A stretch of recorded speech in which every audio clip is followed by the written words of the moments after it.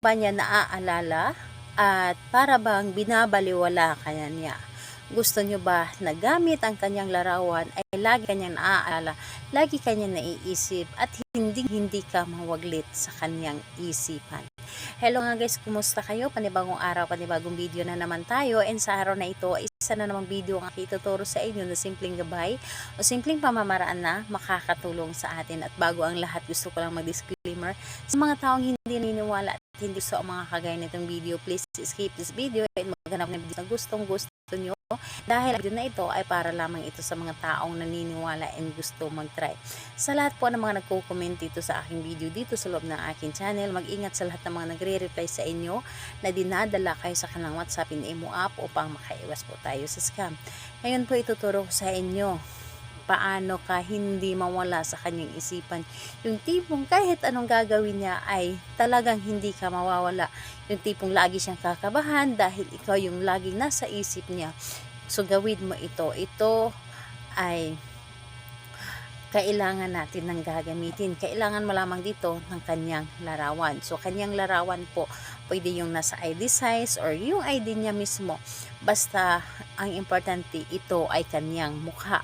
So, ayun, mas maganda nga yung ID ang inyong gagamitin kasi nandoon na yung kanyang pangalan, lahat na yung information niya nandoon na. Yung kanyang pangalan, yung tawag dito, kapanganakan niya nandoon na. So, mas maganda na yun ang gamitin ninyo.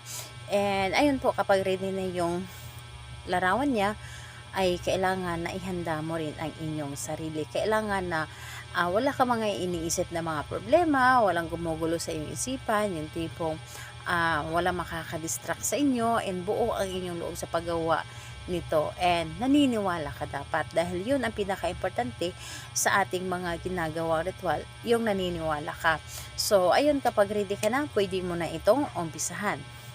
Ang gagawin mo lamang dito sa kanyang larawan, ay kausapin mo lamang ito. Halimbawa, kausapin mo lamang ito, titigan mo lamang ito ang kanyang larawan. Titigan mo na may buong pagmamahal. And dapat po, niraramdam ninyo talaga sa inyong sarili na sobrang mahal na mahal ninyo siya.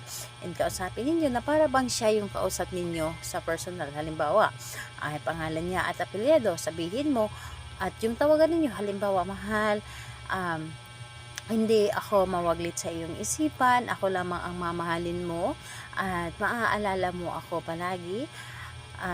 Magiging masaya or hindi ka magiging masaya kapag hindi mo ako nakikita, at ako lamang ang papasok talaga sa iyong isipan. So lahat na sabihin mo.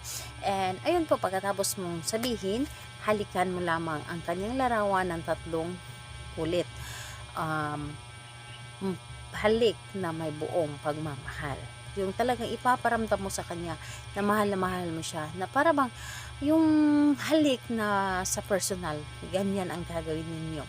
So, ayun po, pagkatapos nun ay ilagay nyo ito sa ilalim ng inyong unan.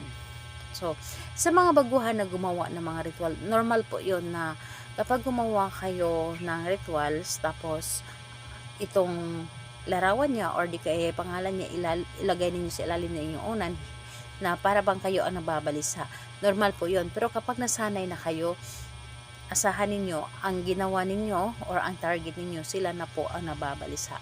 So, ayun, hayaan nyo lamang ito sa ilalim ng inyong unan. And kapag gabi, kapag tulog ninyo sa gabi, kunin ninyo ito at mag-good night kayo.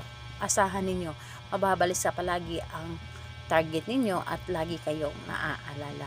Gawin ito sa kahit anong araw at oras, pwede, basta buo po ang inyong loob sa paggawa nito. Salamat po sa inyo. Bye bye everyone. God bless us all.